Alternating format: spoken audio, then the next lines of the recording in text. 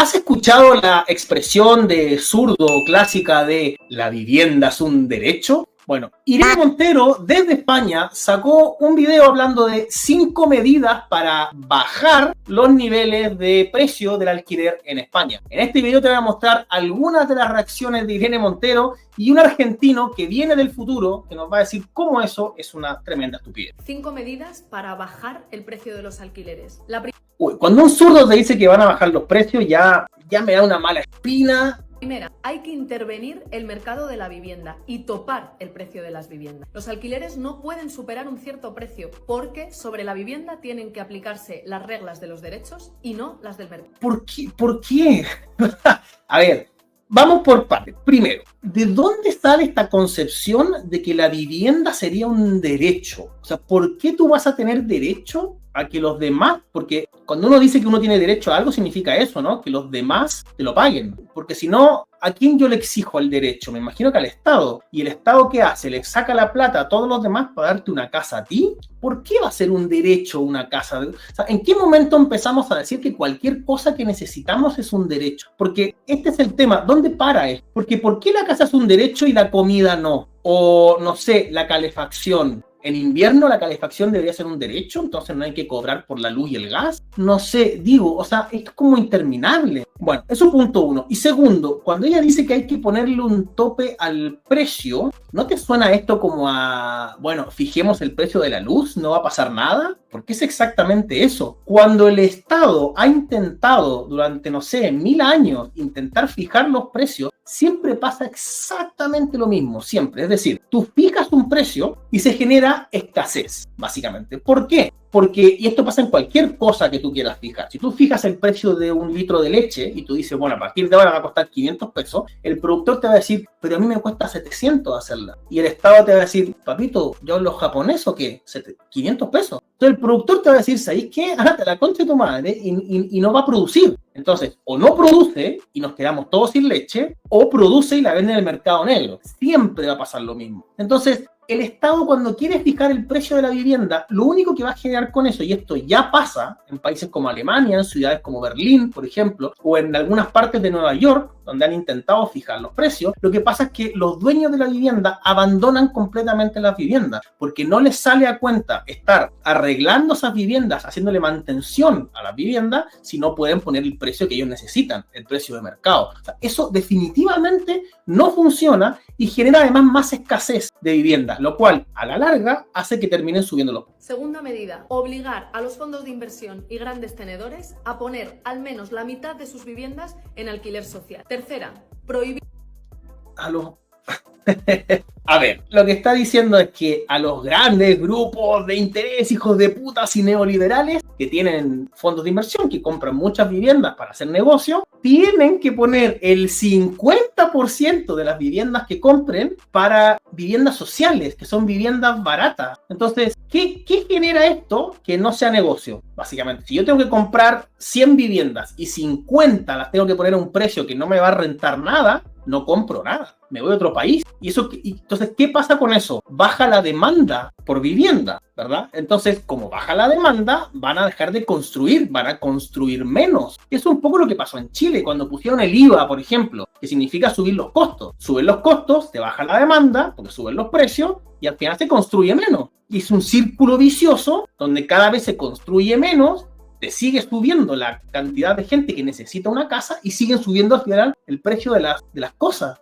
O sea, no entiendo. Ir a los fondos buitres, comprar más viviendas. Las casas son para vivir, no para... Es que los fondos buitres que ella dice, que son estos fondos de inversión que compran muchas propiedades, no especulan con las propiedades. Lo que hacen es comprar muchas propiedades para hacer negocio. Porque cuando ella habla de especular es como que los fondos de inversión compraran casas para mantenerlas vacías, porque en la fantasía socialista, los grandes grupos de inversión compran casas, las tienen ahí vacías, solo para que el precio suba por especulación inmobiliaria. Y lo que en realidad tenemos es que no hay vivienda vacía en ninguna de las capitales del mundo. donde está el problema de la vivienda. Hay vivienda vacía en zonas rurales, pero la vivienda vacía de zonas rurales, primero, no tiene nada que ver con los fondos de inversión y segundo, no te resuelve el problema de las capitales. Por lo tanto, en las capitales lo que hay es déficit de construcción de vivienda. Deberíamos atraer más fondos de inversión que quieran comprar y construir más cantidad de viviendas, no menos. Cuarta,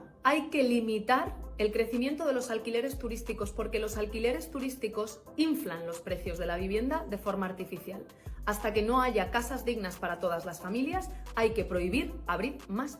O sea, tú le quieres prohibir por ley a gente que tiene un departamento, por ejemplo, en Barcelona, que pueda arrendar ese departamento, por ejemplo, por Airbnb y sacarse unas lucas extra. Gente que tiene un departamento, 2 departamentos y quiere sacar unas lucas extra por Airbnb. Perfecto. Primero, ¿con qué derecho? Si es la propiedad de otro. Esa persona ya compró su casa, pagó sus impuestos y ahora quiere tener un ingreso extra a través de Airbnb. Eso punto uno. Y segundo, cuando tú dices hasta que todo el mundo tenga su vivienda, es que eso no va a pasar nunca. Si el problema es global, es mundial, todo el mundo quiere vivir en las capitales y no hay suficiente vivienda para eso. No se puede seguir construyendo. Lo que hay que hacer es generar más riqueza. Por ejemplo, ustedes podrían decir, vamos a bajar los impuestos en todo el país. O vamos a bajar los impuestos en algunas zonas del país que queremos que se llenen de inversión. Y ahí muchas empresas van a ir a construir esos lugares, van a ir a generar empresas en esos lugares, a generar riqueza. Y eso va a hacer que gente quiera vivir en esos lugares y no que todo el mundo quiera vivir en las capitales. Porque hoy tenemos ese problema en todas las capitales del mundo. En Santiago también tenemos ese problema. Turísticos. Y 5, hay que aumentar como mínimo a 10 años la duración de los contratos de alquiler para evitar cambios abusivos y subidas abusivas del alquiler. Bajar el precio de los alquileres es posible.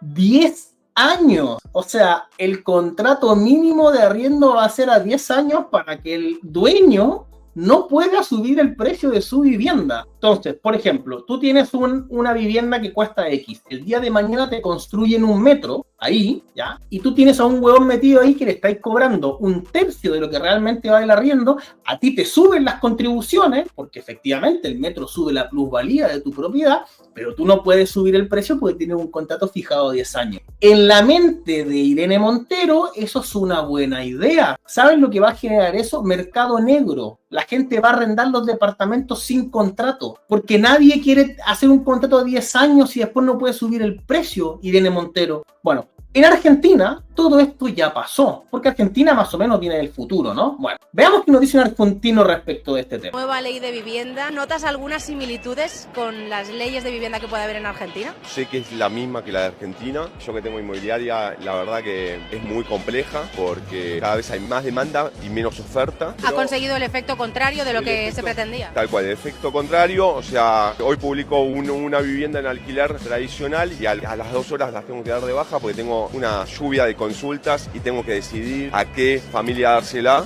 Lo que me entra a mí como alquiler me vuela en 2 horas, un día. Y claro, porque con las medidas de Irene Montero, con esto de que los fondos buitres no compren más y no construyan más, y vamos a limitarle el tipo de contrato a 10 años y que la gente no pueda arrendar por Airbnb y todo esto, ¿qué pasa? Se construye menos. Se construye menos y de hecho la gente que tiene propiedades no las pone en alquiler. Porque tú, ¿por qué vas a poner una propiedad en alquiler? Sí, no puedes echar al hueón, porque la ley no te lo permite. En España está lleno de ocupas por lo mismo. Además, tienes que hacerle un contrato a 10 años donde no le puedes subir el arriendo aunque la plusvalía se dispare. Además, en fin, todas estas cosas que dijo Irene Montero, ¿por qué la vas a poner en arriendo tu vivienda? No la pones en arriendo y listo. O la arriendas en negro, o la arriendas los fines de semana para los amigos y ya. Entonces, claro, te baja la oferta de la cantidad disponible de viviendas. ¿Y eso qué genera, Irene? Cuando tú tienes un bien escaso y te sube la demanda,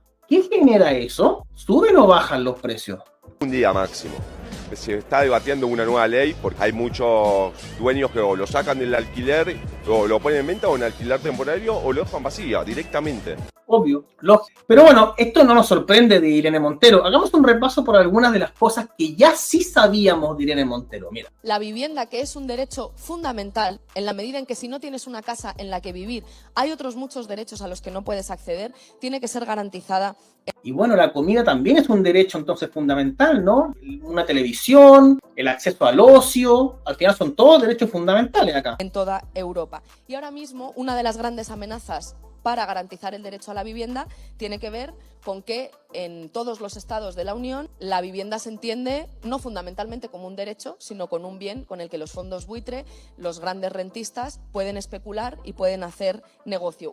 ¿Solo los grandes rentistas, solo los grandes empresarios hijos de puta hacen negocio con las propiedades? ¿O hay gente que legítimamente tiene una o dos propiedades y las quiere arrendar y hacer un negocio? Tú te vas a cagar a todo el mundo por tu cuestión ideológica de los fondos buitres y los grandes grupos económicos. Hay mucha gente jubilada, por ejemplo, que tiene una propiedad extra y la arrienda y también saca lucas por ahí. Un negocio que ahora mismo es más rentable que muchas otras inversiones. Por tanto, vamos a proponer una directiva europea para que los fondos buitre no puedan comprar viviendas en Europa.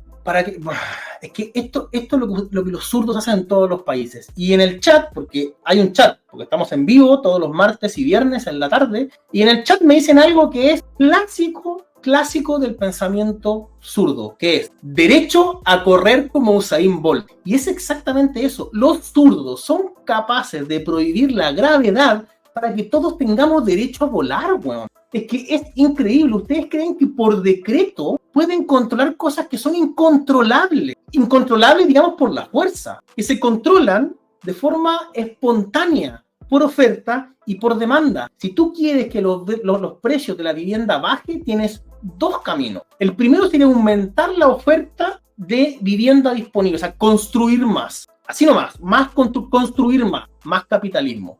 Y para eso necesitas a los fondos buitres, ¿ya? La otra alternativa sería, por ejemplo, lo que dije antes, hacer incentivos tributarios en otras regiones de esas capitales que estén muy llenas de gente para que la gente quiera irse a vivir a otras partes y baje la demanda y por ende baje. No hay otra manera. Todo lo que tú hagas a través del Estado va a fracasar. Y ha fracasado y va a fracasar. Es así. Vamos a proponer una directiva europea para prohibir que los fondos buitre compren viviendas en Europa.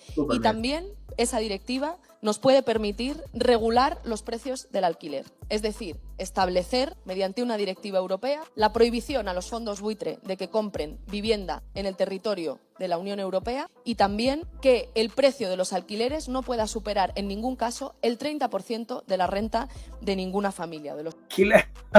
Que el precio ya es como querer regular cualquier cosa. Que el precio del alquiler no pueda superar el 30% del ingreso de la familia. O sea, mi familia tiene un ingreso de, no sé, $1,000 y me quiero ir a vivir a una casa de 5 habitaciones en la dehesa. ¿Puedo? Porque me tienen que cobrar 300 lucas. O sea, si no puedo pagar más del 30% y yo gano 1.000.000, hasta 300 lucas puedo pagar. Y quiero una casa con 5 habitaciones y piscina. ¿Se puede o no se puede? Digo, ¿es racional?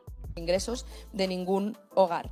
Queremos también imponer un límite del 2% de los alojamientos turísticos, es decir, los alojamientos turísticos solamente puedan suponer un 2% del total de alojamientos residenciales, pero, como les decía, de lo que se trata es de garantizar con hechos concretos que la vivienda es un derecho y que las casas en Europa son para vivir.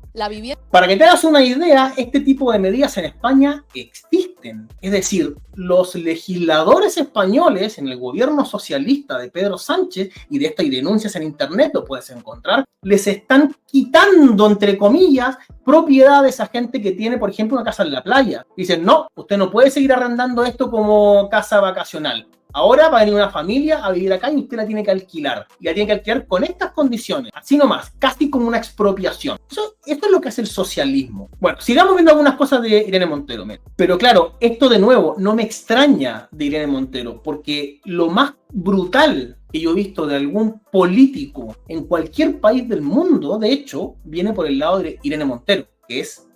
Sino para hablar de educación sexual, por ejemplo, que es un derecho de los niños y de las niñas, señoría, independientemente de quiénes sean sus familias. Hablando de la ESI, ¿no? Que la ESI es un derecho. Si este discurso te suena como al discurso de Emilia Schneider, sí, es el mismo derecho, es el mismo discurso. El derecho, la educación sexual integral de los niños y todo es lo mismo. Familias, porque todos los niños, las niñas, les niñas de este país tienen derecho a conocer su propio cuerpo, a saber que ningún adulto puede tocar su cuerpo si ellos no quieren. Y si ellos sí quieren, ¿el adulto le puede tocar el cuerpo? Si ellos no quieren, y que eso es una forma de violencia.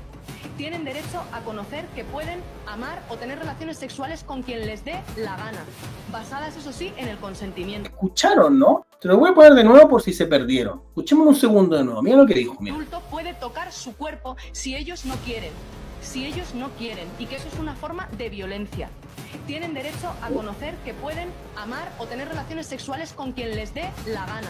Tienen derecho, los niños tienen derecho a tener relaciones sexuales con quien se le dé la gana. Basadas, eso sí, en el consentimiento. Siempre y cuando tengan consentimiento. Y por si no te enteraste de esto, que entiendo que fue el año pasado, sacaron una ley que en Chile querían imitar, de hecho, que se llama Solo sí es sí. En esa ley, si el niño consiente la relación con un adulto, entonces aplica la ley del sí es sí, porque el niño dijo sí. Y con esta ley que está vigente en España, muchos violadores salieron de la cárcel. Noticia que también te voy a dejar en el primer comentario fijado para que lo puedas ir a revisar. Así que muchachos, sí, esto es lo que genera el socialismo. No solo genera pobreza, sino que también genera perversión. Y si quieres saber más respecto del tema de la ESI, por ejemplo en Chile, te dejo este video por acá donde hablo específicamente de la ESI.